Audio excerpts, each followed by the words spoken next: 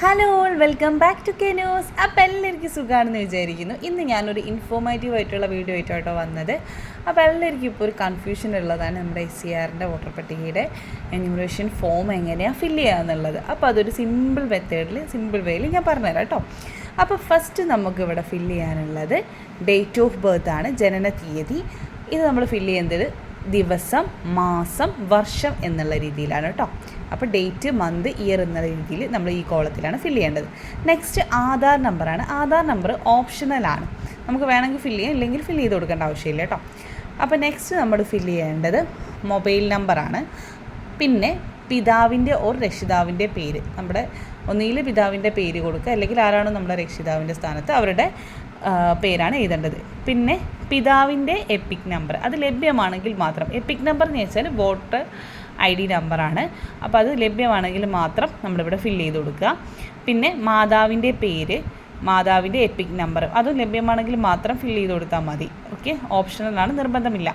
പിന്നെ നെക്സ്റ്റ് നമ്മളിപ്പോൾ മാരീഡ് ആണെങ്കിൽ മാത്രം പങ്കാളിയുടെ പേര്, പങ്കാളിയുടെ വോട്ടർ ID നമ്പർ. ഓക്കെ, ഇനി നെക്സ്റ്റ് 2 പട്ടിക വരുന്നുണ്ട് ഇവിടെ. ഇതാണ് എല്ലാവർക്കും കുറച്ചുകൂടി കൺഫ്യൂഷനുള്ള 2 പട്ടിക.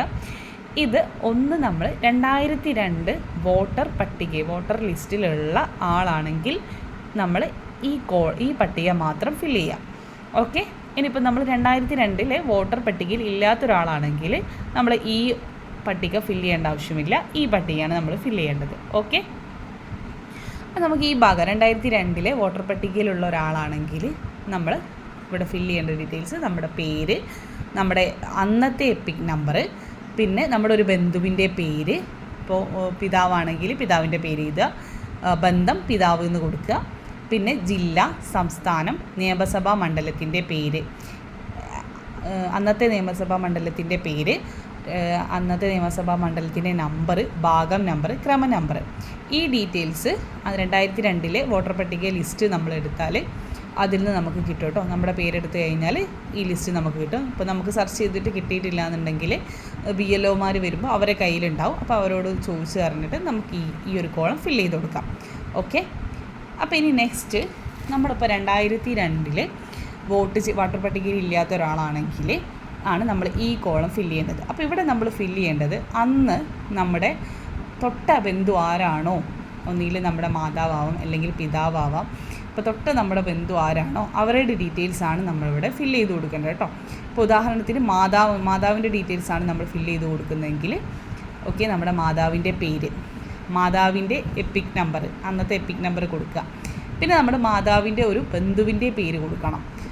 ഉദാഹരണത്തിന് മാതാവിൻ്റെ പിതാവിൻ്റെ പേരാണെങ്കിൽ പിതാവിൻ്റെ പേര് കൊടുക്കുക. ബന്ധം, മാതാവുമായിട്ടുള്ള ബന്ധം പിതാവ് എന്ന് കൊടുക്കുക. ജില്ല, സംസ്ഥാനത്തിൻ്റെ പേര്, നിയമസഭാ മണ്ഡലത്തിൻ്റെ പേര്, നിയമസഭാ മണ്ഡലത്തിൻ്റെ നമ്പർ, ഭാഗം നമ്പർ, ക്രമ നമ്പർ. ഈ ഡീറ്റെയിൽസ് നമുക്ക് 2002 അവരുടെ വോട്ടർ പട്ടിക ലിസ്റ്റ് എടുത്താൽ കിട്ടും. ഓക്കെ, ഇതിവിടെ നമ്മുടെ പേരും ഡീറ്റെയിൽസും അല്ല കൊടുക്കേണ്ടത്, നമ്മുടെ ഏത് ബന്ധുവാണോ 2002 വോട്ട് ചെയ്തിട്ടുള്ളത് അവരുടെ ഡീറ്റെയിൽസാണ് കൊടുക്കേണ്ടത്. അപ്പോൾ 2002 ലിസ്റ്റ് എടുത്തു കഴിഞ്ഞാൽ നമുക്ക് ഈ കോളം ഫില്ല് ചെയ്യാനുള്ളത് കിട്ടും. എന്ന് വെച്ചാൽ അന്നത്തെ നിയമസഭാ മണ്ഡലത്തിൻ്റെ നമ്പർ, ഭാഗം നമ്പർ, ക്രമ നമ്പർ, അന്നത്തെ നമ്പറാണ്, ഇപ്പോഴത്തെ അല്ല. ഓക്കെ, അപ്പോൾ ഈ 2 കോളവും തമ്മിലുള്ള ഡിഫറൻസ് മനസ്സിലായില്ലേ? ഇത് ഓവർ കൺഫ്യൂഷൻസ് ഒന്നുമില്ല. ഇപ്പോൾ 2002 നമ്മൾ വോട്ട് ചെയ്തിട്ടുള്ള ആളാണെങ്കിൽ ജസ്റ്റ് നമ്മുടെ ഡീറ്റെയിൽസ് മാത്രം ഇവിടെ ഫില്ല് ചെയ്ത് കൊടുക്കുക. നമ്മൾ 2002 വോട്ടർ പട്ടികയിൽ ഇല്ലാത്ത ഒരാളാണെങ്കിൽ മാത്രമാണ് നമ്മൾ ഈ കോളം ഫില്ല് ചെയ്ത് കൊടുക്കുക. എന്ന് വെച്ചാൽ നമ്മുടെ തൊട്ട ബന്ധുവിൻ്റെ ഡീറ്റെയിൽസ് കാര്യങ്ങൾ നമ്മളിവിടെ ഫില്ല് ചെയ്ത് കൊടുക്കുക. പിന്നെ ശേഷം നമ്മുടെ ഇവിടെ സൈൻ ചെയ്ത് കൊടുക്കണം.